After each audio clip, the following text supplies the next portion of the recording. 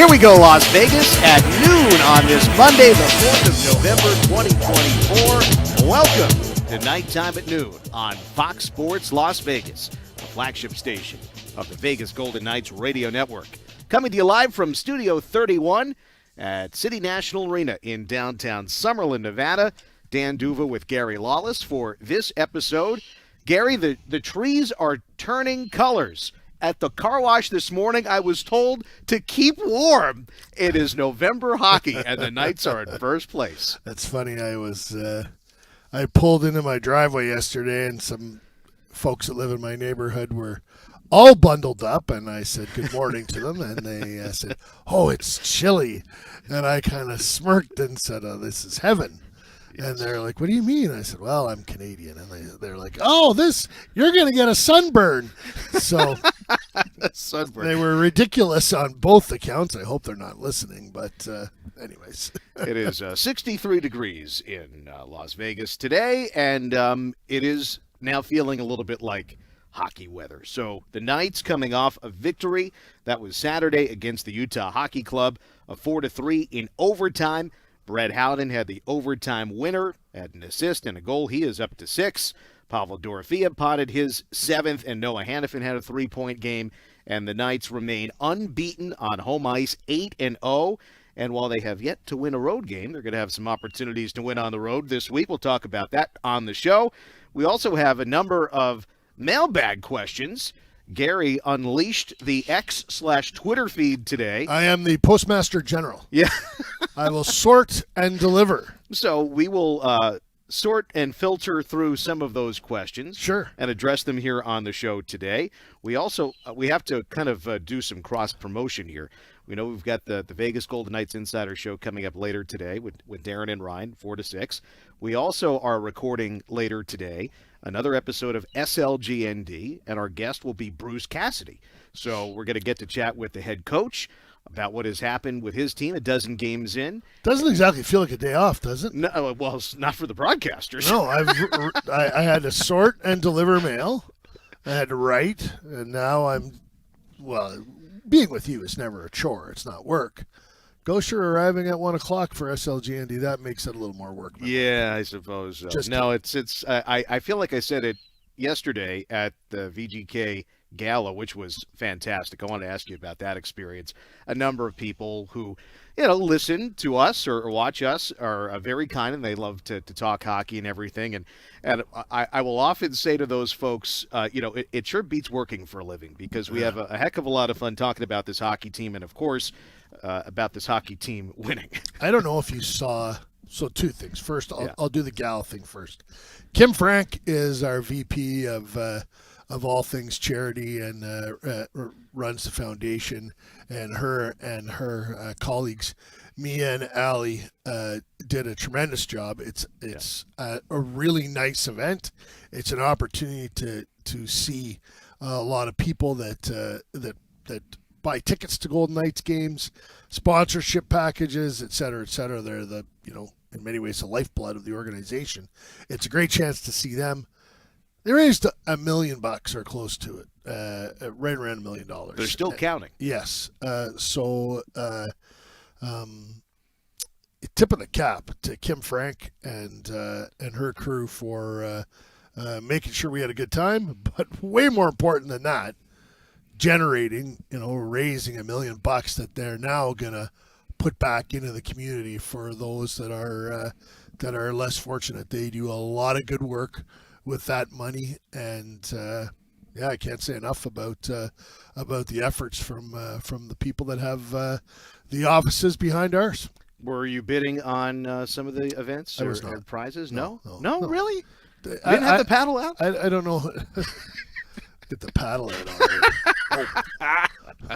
What would you have bid on if you were so inclined? Well, I would have a prize on there that would be an evening with the broadcasters. Mm-hmm. Because I think they've done that in the past. Yeah, but I think they should, someone should come on the road with us and come out for full bore. Come out for dinner. So we'll take you a little bit behind the scenes. we land where we land, and the texts start, and then usually it results in us finding a place for a libation, and then we'll go somewhere and eat, and then we'll go back to the hotel lobby. And usually right around 9 o'clock, the broadcasters arrive. The coaches who have been somewhere else for their dinner, they also arrive. And then a variety, Bruce will stick around because he just wants to talk hockey anytime he can get a chance to. So then we'll have a nightcap, and we'll talk hockey for a little while, and then we go off to our what does Gosher call it? I'm going to my quarters. My quarters, he says. Yeah, when he's not at the Gosher estate. Yes. And you never know who might show up. We've got friends in different cities, and of course the Knights have had 2 road trips. One was an actual trip with Washington, Florida, including Tampa and South Florida. And then you also had the 1-game trip down to Los Angeles, which was a loss. But the Knights coming up, Gary, have Edmonton and Seattle coming up this week, and then come back home for that game against Carolina. But that'll be interesting, and we will talk about the Oilers a little bit more in depth. But a number of people have brought up this home versus road thing. What was the other thing you were talking about before I said 2 things? And I mentioned the Gala. Okay, we're going to have to... The mailbag? No. Justin will have to go over the tape during the break because there's something else. Too many threads. Something else I wanted to talk about. This is what happens, folks. Yeah. When the game is going on, and Gary and I have to focus on the game, we cut our conversation short. Yes. But without the hockey happening, we just go off on tangents, and eventually someone will say, Dan, it's time for a commercial break. So we'll keep an eye on that. We will get to the mailbag. We will talk about the upcoming road trip, but it is something, we interviewed Jack Eichel before the game the other day against Utah, and I asked Jack the very open-ended question, what's going well for the team and what's still a work in progress? And he said, well, home versus road, sort of jokingly, and I said, well, is there something to that? And I guess my comeback when people have brought that up, Gary, is the sample size is, at this juncture, so small. It's just 4 games. So here's what I would say. The hardest thing to do in the National Hockey League is score. And there are teams that can score, but they can't defend. That's not the case with the Golden Knights. Yeah. The big question with the Golden Knights this year was, were they going to be able to score? Well, they can score. And most goals in the league. Yeah, they're doing an excellent job of that. And, players have been given opportunity. Listen, when you saw the names that were leaving, in particular the forwards, Marchessault, Stevenson, Carrier, and Amadio, it was fair to say, hey, well, who's gonna pick up that slack? Well, it turns out Mark Stone's a pretty good right winger, has done pretty well with Jack Eichel, and Pavel Dorofeev, who was on the verge of, he would have scored 20 last year if Jacob Trouba hadn't have elbowed him in the head. And you think about that too, you go back to that play, and Trouba just decided, this is a young guy in the league, and he's not going to do anything to me, so I'm going to elbow him in the head. And he did. And Pav missed 14 games as a result of that elbow. Trouba missed 2. I was writing about Pavel yesterday. I was going to ask you about that. There are a number of numbers that jump out from the story that you wrote. One has to do with fantasy hockey. Yeah. The other has to do with goals at per 60 at 5 versus 5. And last year he wasn't really on the power play. He's got 3 power play goals. But going back to the beginning of last year, 5th in goals per 60 at 5 versus 5. And then this year, 3rd goals per 60 with the man advantage. Yeah, he's got 3 power play goals. Yeah, he's one of the most 10. And he wasn't on the power play the first 4 games. He's on pace for 50, right? Or 47 or something like that, right? Will that hold? Part of me wants to say, hey, let's not, put undue expectations on anybody. But the other part of me is, why not? Yeah. Really, why not? This guy is, there's an argument to be made that he might be the best shooter on the team. And he's playing with a guy in Hurdle, and Brett Howden. I think I used the expression I used in the column was Howden will lug the easel into the studio, and then Hurdle and Dorofeev will put brush to paint. and that the goal, the 2-1 goal the other night, it was 2-0 for Utah, and the puck thinks like it's going to get out of the zone, but Brett Howden, who's already backtracking to get back into the play, and because Hurdle is not as fast as Howden grabs some of that, and he's a center himself. He grabs some of those center duties defensively, and is getting back to make sure that he can be in position in the defensive zone, stops the puck inside the blue line, whirls around. There's Hurdle, hits him, and then the pass from Hurdle over to Dorofeev.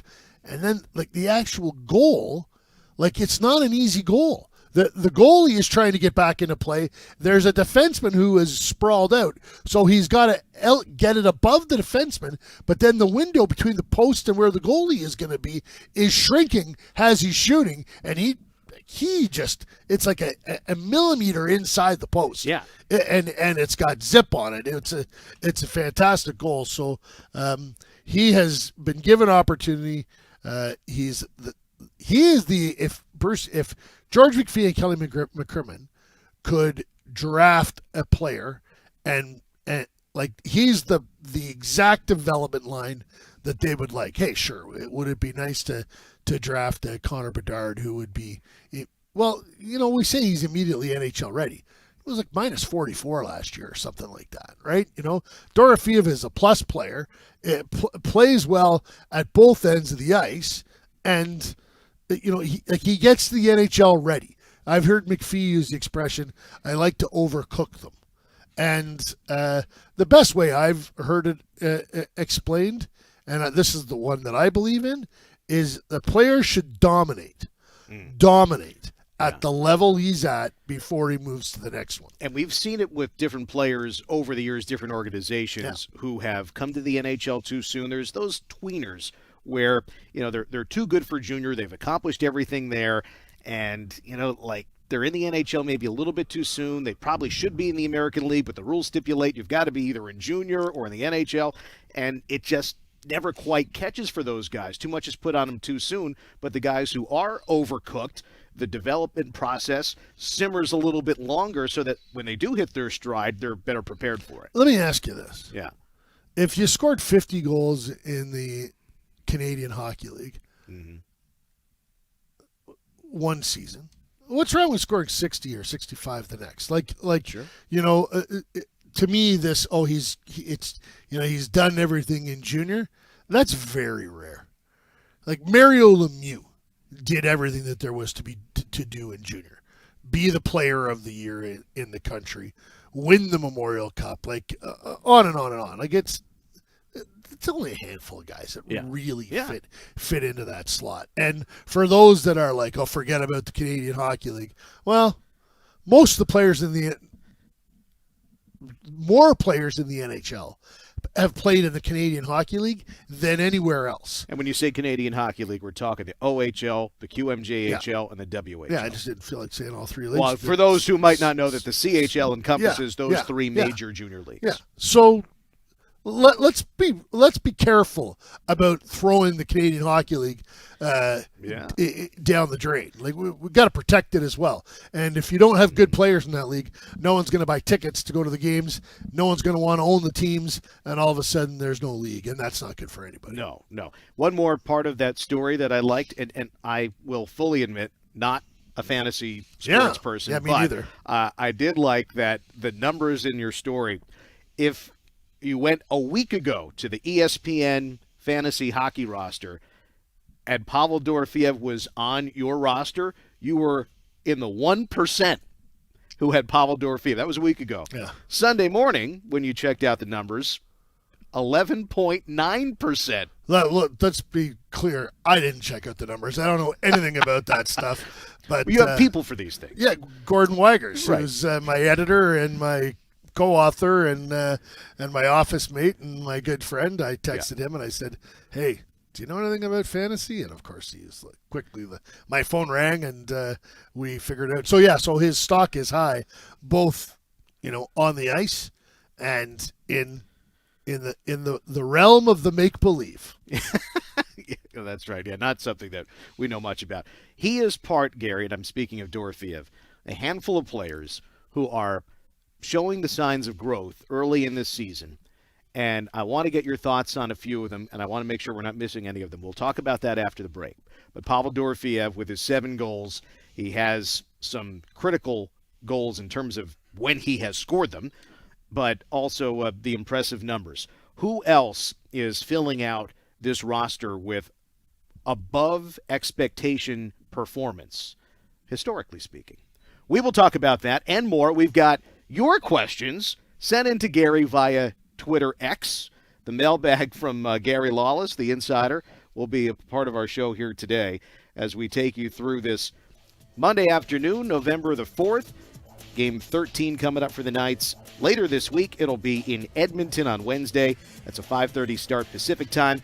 And then in Seattle on Friday. Back here at T-Mobile Arena in Vegas on Monday. That is November 11th on Veterans Day against the Carolina Hurricanes. So that's all straight ahead as we speak to you from City National Arena in Studio 31. This is Nighttime at Noon on Fox Sports Las Vegas.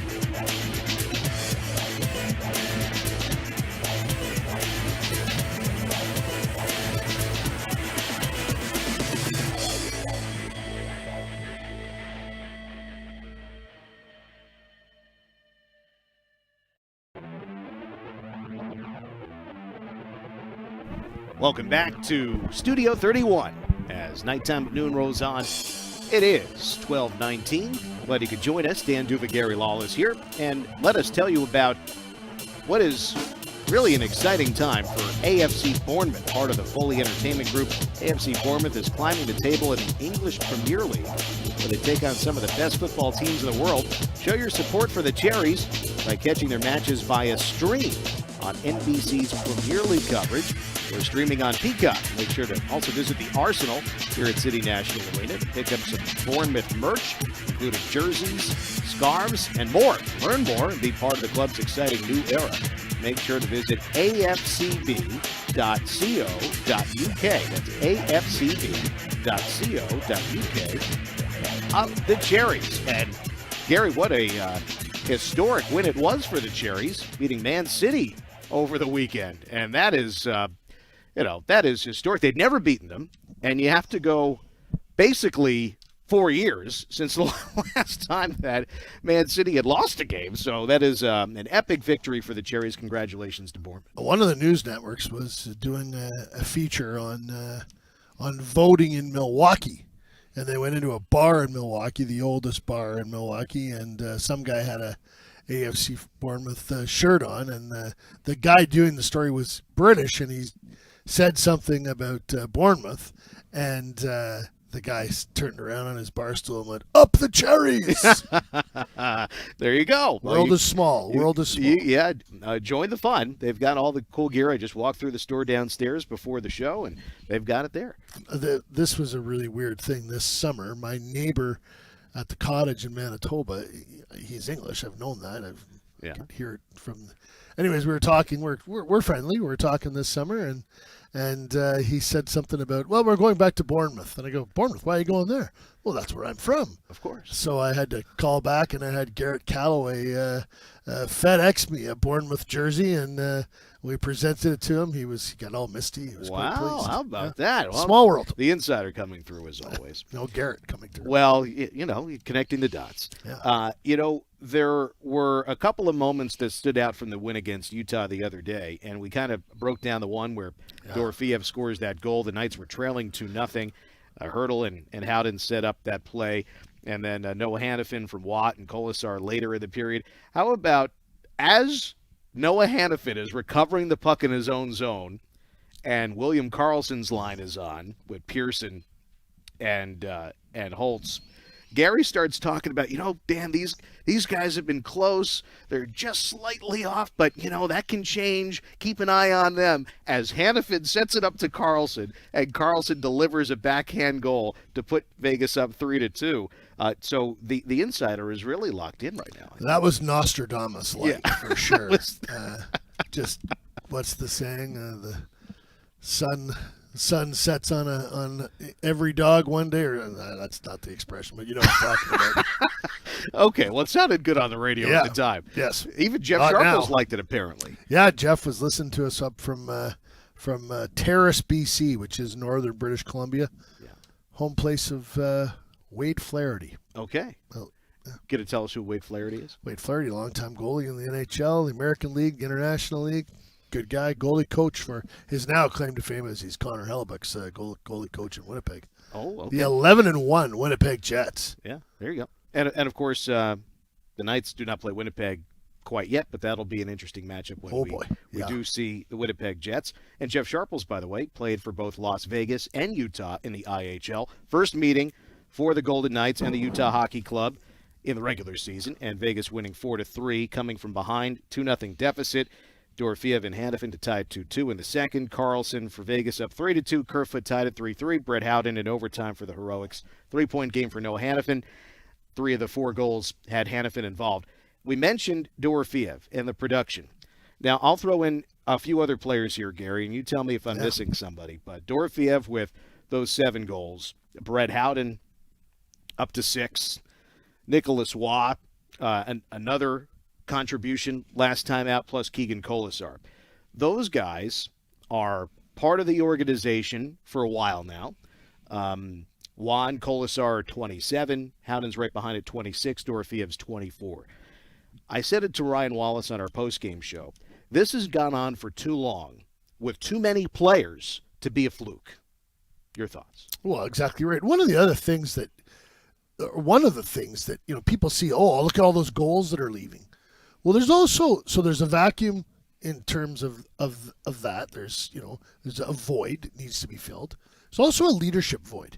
And all of a sudden, Kolasar, Howden, Waugh went from the young guys who, be seen and not heard, to now having a voice. Well, that has an effect on how you play as well. And they went to LA and were awful, the team. And they came back, and it probably wasn't so much vocal, but those guys, they're in many ways the heartbeat of the team. They said to themselves, we got to be better. And all three of them went out and had a really good game, impactful game, played heavy on the puck, hit people, backtracked defensively, just worked really hard and led by example. And then good things happened to them through their play. So Craig Heisinger, the assistant general manager in Winnipeg, when I was in the American League covering the Manitoba Moose, he let a couple older guys go one off season. And I'm like, why are you doing that? And he said, you got to cut down the tall trees to let the little trees grow. They need the rain and they need the sun. That's a great analogy. It's fantastic. That puts the whole point I was going to try to make into perfect clarity without me even trying. But that's just it. I mean, these are guys, and I mentioned the ages a moment ago, 27 and 27, Colasar and Waugh, Howden 26 and Dorothy of 24, whereby if you're Jack Eichel, who's also just, by the way, just turned 28, Noah Hannafin's 27, right? So I'm not saying that these guys are going to become superstars, but not everybody is on the same growth curve. And if you look over the course of just Golden Knights history, you've seen that too. But even if you look around the NHL and over a longer period of time, there are players who don't hit their potential. They might have been drafted high, but they didn't really hit their potential into a certain point in their career. And whether that's age, if it's games played pro, games played in the NHL, for whatever reason, some of those guys just click at some point and they unlock another part of their game. And I've heard Bruce Cassidy so often talk about adding layers. That was an element for Jack Eichel. Jack, when he came here a few years ago, very much a star player, first round pick, Hobie Baker, all that sort of stuff. That sort of stuff for every player counts. Looking in the mirror and finding a way to build your game. And it just seems to me that for those players that we've just been talking about, that here is the opportunity, and it's not a fluke, it's not a fly-by-night situation, and it perhaps is time for us to just wrap our minds around they could be at this level, not just for a couple of weeks, but consistently. So we love our misfits here in Vegas. We do. Well, that whole team was what we're just describing. Yeah, that's right. Yep. Like, how many goals did William Karlsson have the year before? 15. No, the year before. Oh, what do you mean the year before he scored 43? When he was in Columbus. Yeah, 8. Yeah. And he scored 43 the next year. Yeah. And, that's been the high watermark, but he scored 30 last year. Like, the opportunity, if you're a good player, you make the NHL. A lot of what happens after that is based on opportunity. Yeah. And I correct myself, it was 6. Yeah. It went 9 and then 6 and then 43. Yeah. He had 15 total in the NHL before he arrived with here. Columbus. With Columbus, yep. yeah. He had a few with the Ducks. With the Ducks, but not a lot. Earlier, yeah. Anyways, so Braden McNabb blossomed here by being given a much bigger piece of the pie. Right, and those guys were just further along. It just happened to have not been here. Yeah. These guys that we're talking about, it has all happened here rather than with another organization. Yeah. That's why, I got it. We're going to do the mailbag in a while, and someone said to me, has the team given up on Brandon Brisson? Oh, gee whiz. Why would they give up on him? He's 23 years old. No. And, other people will say, well, Trevor Zegras made the NHL his first year. Yeah, on a terrible team. Yeah, so did Jack Eichel. I mean, it just doesn't. Jack was going to make it on any team no matter what. Right, but, if the team is terrible and the organization is in a different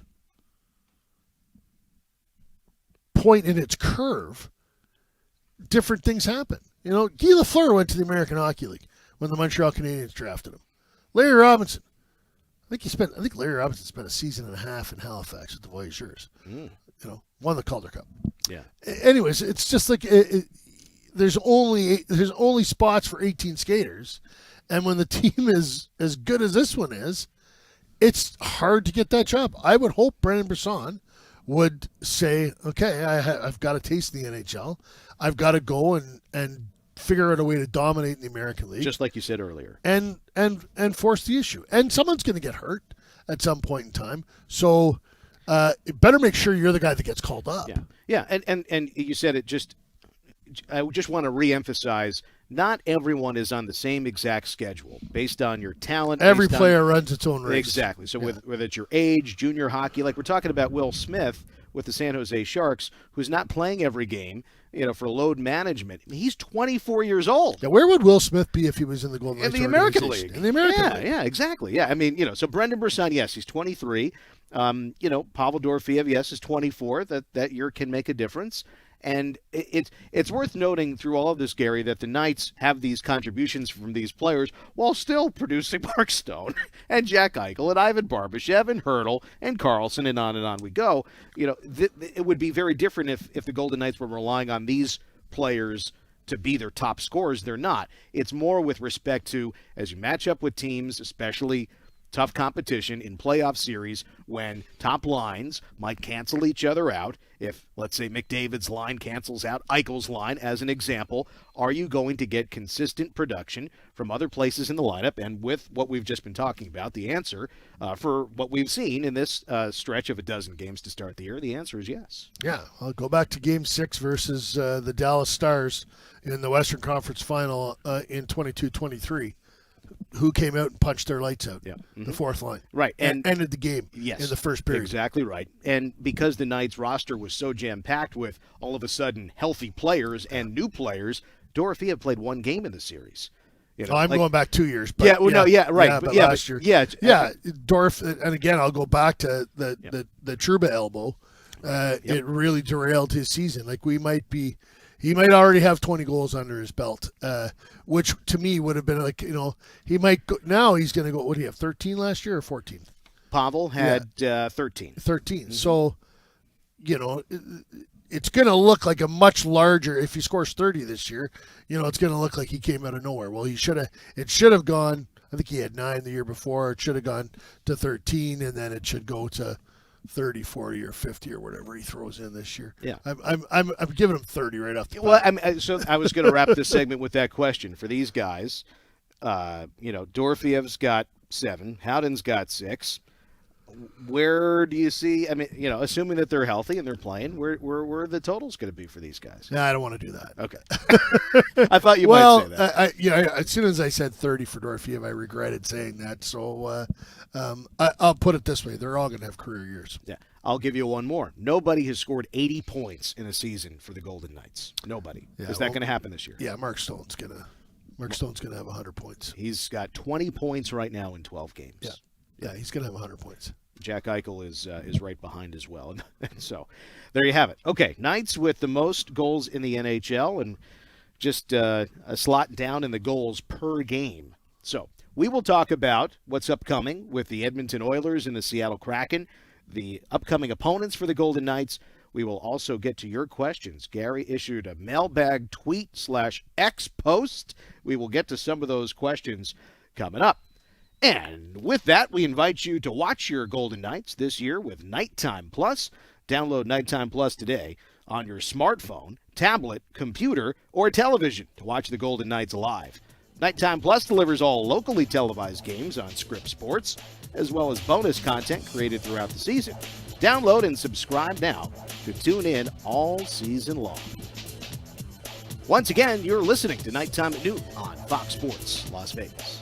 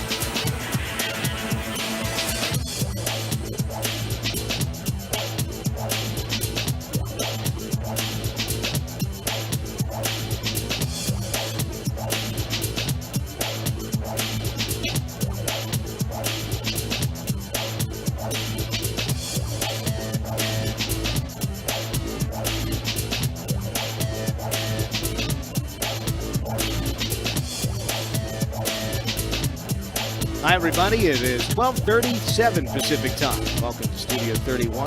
D'Uva and Gary Lawless for nighttime at noon. Glad you could join us.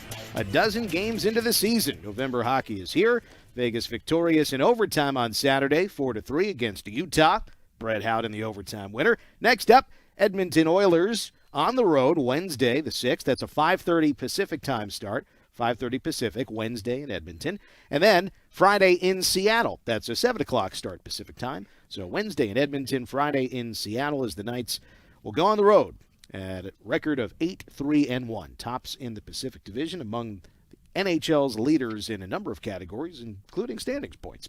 Okay, Gary did figure out what he forgot during the break. But we're not going to do that right now. We're going to save that for the last segment of the show. So Gary I did write it down so we won't forget again. We will get back to Gary's thoughts. But first, some thoughts from the mailbag, as Gary tweeted/X posted earlier today. The mailbag has been sifted and sorted, and we've got some questions to throw at the lawman. So this is going to be fun. So these are questions that maybe I wouldn't have come up with to ask Gary, but you did. So with that, let's start with a question that I think not enough people really know the answer to, Gary, and that is from Kyle414. How did your career start in the press side of hockey and your career in general? And I know you from this. I don't mind know much about you. And instead of Google, we're asking here on Twitter. So, Gary, why don't you share with us a little bit about how you got your career started? Well, I've told you this story. Gosher loves this story because my plan was to become a lawyer, and Gosher always guffaws when I say I was going to go to law school. But my brother became a lawyer, and I saw how hard he was working, and I thought, I don't want to do that. So I went to journalism school, and I worked for the Peterborough Examiner for 3 weeks, and then I got offered a job in Thunder Bay. I was there for part 5 years, and then I went to Winnipeg and worked for the Winnipeg Free Press for I was in Manitoba for 18 years, 14 with the Free Press, and then 4 solely with TSN as their national columnist, and I did radio and television there, and then came to the Vegas Golden Knights. So Peterborough, Thunder Bay, Winnipeg, Vegas. How about that? What's next? Yeah, well, lots more Golden Knights, I hope. Yeah, me too. This next one, Gary, from Zach Trout. Zach says, Carly is the real deal. How underrated is he by the average fan? Of course, talking about William Karlsson. Well, I would say it to you this way. He's not underrated by teams. There isn't a team in the NHL that wouldn't want William Karlsson. He had 30 goals last year and 30 assists, and he checks up and down the ice all night long. William Karlsson's a unicorn. There are not very many two-way players that excel at that height on both sides. He scored 43. He scored 30. Big-time goals in playoff action. Yeah, that's a good point. We talk about the season numbers, but the clutch postseason moments, that's a big part of it too. So he's never missed a playoff game. He's played in all 95 playoff games. He's just a fantastic player. I think completely underrated. And I noticed today Chris Johnson, our good friend from The Athletic, has got William on Team Sweden for the Four Nations face-off. Let's just touch on that real quickly. Yeah, for sure. Chris has, obviously Jack Eichel is on Team USA. He's already been named to it. He doesn't have Noah Hannafin, and I wonder if Noah makes a late push. And then for Team Canada, he has 4 members of the Golden Knights playing for Team Canada. Mark Stone. Mark he's a shoo-in now, almost, near the top of the NHL in scoring. Shea Theodore, Alex Pietrangelo, and Aiden Hill. Chris has all 4 of those guys played for Team Canada. We'll see what happens. Yeah, I know that this year it's 4 nations. I am eager to see what it will look like next time around if they do expand beyond the 4 teams, as has been discussed. Yeah. And which other players? I mean, Tomáš Hertl, the Team Czechia, and you just go to Pavel Dorofeev for the Russians. Yeah, Barbashev for the Russians. Exactly. Yeah. How that might. Samsonov for the Russians. Sure. Yeah. How that would sort out. We don't have any Finns. Not currently. No. But you do have 3 Swedes now. Yeah. And Alexander Holtz, Victor Olofsson injured, of course, and of course William Karlsson. Here is another one, Gary, and let's see. How about this from Adam? Adam writes, Gary, appreciate what you do in, day out for the Golden Knights and hockey in general. So far, what are your biggest positive surprises with the current Vegas Golden Knights roster? Yeah, so I will say this, and you can go back and read the column. I wrote a column before the season started saying the players that left were good players, but there are lots of players in this organization that can fill the void. Think about it. Alec Martinez left. Ben Hutton still isn't in the lineup. Right? And when Haig has missed or Theodore has missed, Caden Korzak has gone in. And like Vegas has the 1 through 8, Vegas has the best 8 defensemen in the NHL. That gets you a long way. Center ice. Eichel, Carlson, Hurdle, Waugh. That gets you a long way. And healthy Mark Stone, healthy Jack Eichel, all of a sudden those guys are producing. Dorofeev is not a surprise to me.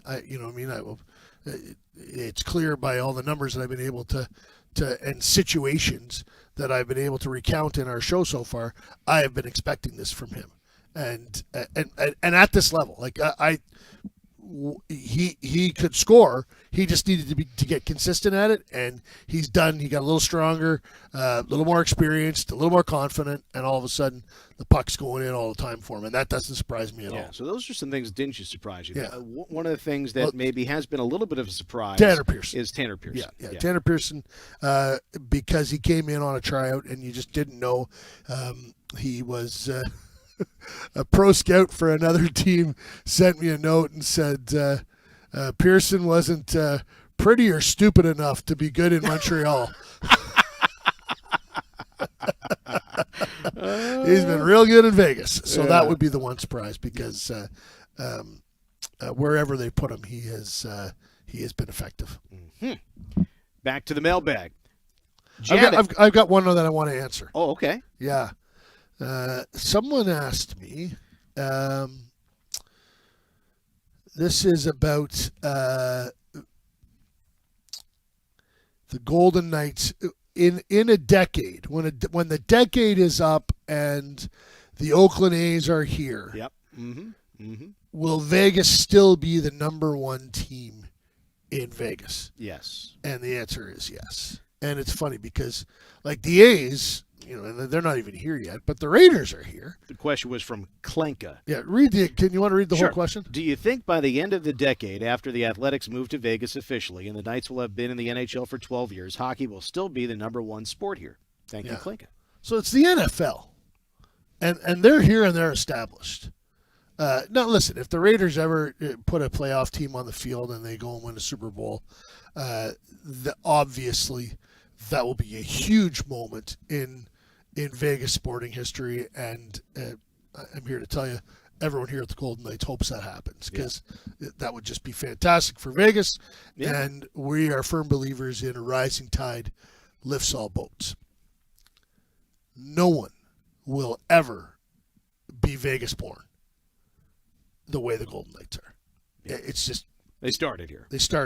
And this is really unfortunate to say this, but what happened on October 1st, and then the subsequent events, and Derek England's speech at the home opener on October 10th, is something that these two entities, the city of Las Vegas and the Vegas Golden Knights, were going about their business separately, and they were entwined and enmeshed, however you want to say it, and they forever will be. They are one. Yeah. It's as simple as that. Yeah, and I'll throw this one more wrinkle in, and we got to visit Los Angeles the other day. The Kings are now underscoring the fact that they were the first team born in Los Angeles. The Dodgers, of course, moved from Brooklyn, the Raiders from Oakland, etc.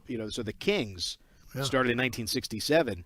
They have obviously won a couple of cups, but their part of their marketing push this year is the first team born in Los Angeles, and I think the Golden Knights, we're talking about having been born in Las Vegas right from the beginning. The other factor, which I shouldn't overlook, is the stewards of this organization. Yeah. Mm-hmm. Bill Foley, George McPhee, Kelly McCrimmon, Kerry Bubolz, Todd Pollock, Eric Tosi, those people are elite at what they do and care about Las Vegas, care deeply about the Golden Knights, care deeply about Las Vegas and the Golden Knights, and they just won't let it slip. They're just too good at their jobs, care too much, and are too invested. This question from Janet Gary. Janet says, this may seem like a silly question or two, but I always wondered if the players eat snacks in between periods, and what kind of candy is Bruce Cassidy eating during the game? Well, so Bruce is. I'm gonna answer half the question, and then I'm gonna riff. Okay. Because Bruce is chewing on Werther's cough candies. Mm-hmm. I can tell you that from inside sources. Okay. If you really want to know that the players are drinking Gatorade or some fancy protein gel or whatever, we could we could find out about that. But who cares about that? What are Dan and Gary eating? That's where I thought you were in between periods. That's true. And it depends where we are. That's right. Well, actually, Dan is eating pastries. That's what he's doing. Well, I always have a pastry on hand. That's the EP, the emergency pastry. It doesn't always get consumed. No, it's it doesn't just always. In case. No. If you've got a very exciting game that goes to overtime, you need a sugar. Are you answering this question or am I? It's true. It's Gary's mailbag. If we're in Chicago, they changed the offerings. Like they have something for the first intermission, and then they have something for the second intermission. And I do make sure I get a little taste of both. Okay. In Vegas, we have it's very good. There's peanuts, there's potato chips, there's M&Ms. I almost said Smarties. There's no Smarties in the United States. M&Ms, coffee. Well, they have a really nice water now. Yeah. Cinnamon, the woman who takes care of us upstairs. Yep. She always comes in and says hello. Yep. She fills this water jug with ice, and then she slices up lemons, oranges, limes. It's different from different games. Different games. Yeah. The other night it was lemon and lime, and you took a sip of it, and your mouth puckered. Like it was. They needed a scoop or two of sugar, and you would have had lemon limeade. Oh, now we're talking. Sprite without the carbonation. Gary, we've got to get to a break. Any other mailbag questions? Well, the one lady said to me that. She said something about cats. One of the players mentioned he has cats. Okay. Who is it and what are their names? Listen to the Darren Millard show. He'll tell you about cats. Okay. I'm not getting any cats on this show. All right. No, I should say, we had a great cat. Fred the cat. Fred the cat. We miss Fred. We miss Fred big time. Mm-hmm. Great guy. Okay. We will step aside and we'll get back to the thing that Gary forgot earlier in the show. He remembered. I wrote it down so we can't forget again. We'll get back to that when we come back. First, let us tell you about the VGK mobile app. Don't you wish you could keep up with the Golden Knights right at the touch of your screen? Well, now you can.